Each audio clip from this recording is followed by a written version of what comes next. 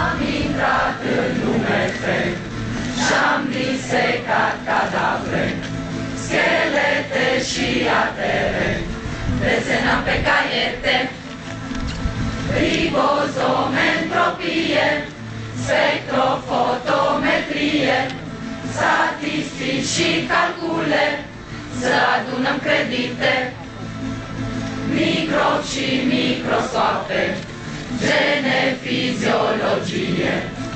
Unii au vrut cabinete și au părăsit merge, pe care scrie UMF, nu bateți cuie, în cămine, săli de lectură sau cantine, laseroscopie.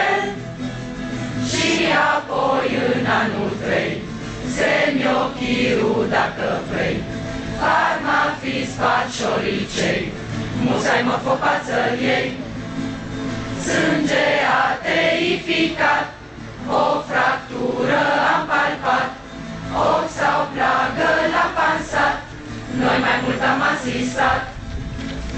MMS, MMCS, radio și cârtiuncete, un sumar și prostate, vara mergem în state, pe carne scrie UMF, nu bateți cuie, în cămine, săli de lectură sau cantine, laseroscopie.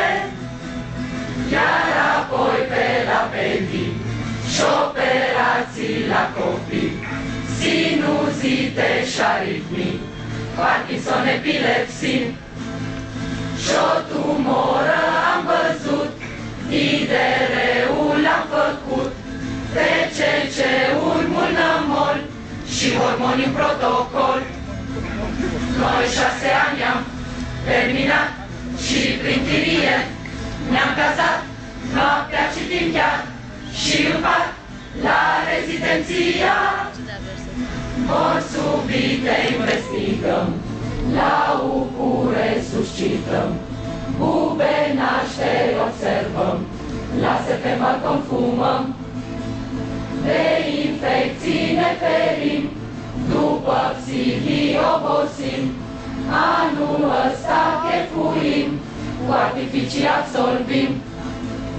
Noi 6 ani am terminat și prin chirie ne-am cazat, noaptea citim chiar și în pat la rezidenția.